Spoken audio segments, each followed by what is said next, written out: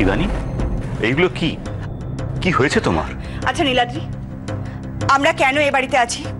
শিবানী, তুমি তো আমাকে বলেছিলে যে আমরা মাত্র কদিনের জন্য এ বাড়িতে থাকবো, তারপর তুমি আমাকে ও বাড়িতে নিয়ে যাবে। তাহলে কিসের জন্য আমরা এ বাড়িতে পড়ে আছি আমাকে একটু বলবে? হ্যাঁ, শান্ত হও।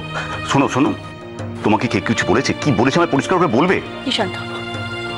শোনো, যেই পরিস্থিতি হোক না কেন, যাই হোক না কেন, তুমি আমাকে যা বলবে আমি সমস্ত কিছু মেনে নেব, কিন্তু এই বাড়িতে আর এক মুহূর্ত নয়। তুমি ভাবতে পারছো আজকে ইনু আমাকে অত বড় একটা কথা মুখের উপর বলে দিল? ঈশানী, ঈশানী তোমাকে কি বলেছে? আমরা এই বাড়িতে আছি বলে ও তোমায় কিছু বলেছে? আজকে অবন এলো আর আমি ওকে ঘরে পর্যন্ত নিয়ে আসতে পারলাম না। অবন এসেছিল? হ্যাঁ এসেছিল, শুধু আসেইনি, ওকে যথেষ্ট অপমানিত হতে হয়েছে। ইনু সাহস হলো কি করে ওকে ওইভাবে অপমান করার? আর সেগুলো আমাকে দাঁড়িয়ে দাঁড়িয়ে দেখতে হয়েছে।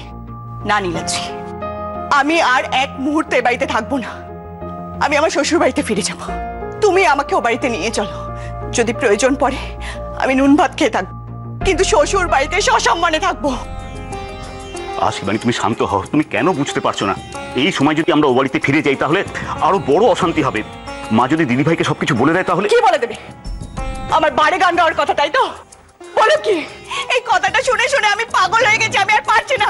আমি দিদিকে বলবো, হ্যাঁ আমি বাড়ি গান গাইতাম, সংসারের অভাব মেটানোর জন্য মাতালদের সামনে গান গিয়ে আমাকে তাদের মনোরঞ্জন করতে হতো। শিবানী, শান্ত হও। কি করছো কি তুমি? না, আমি শান্ত হব না। আজকে আমি দিদিকে সমস্ত কিছু খুলে বলবো। আজকে তুমিও আমাকে আটকাতে পারবে না, মিছরিও আমাকে আটকাতে পারবে না।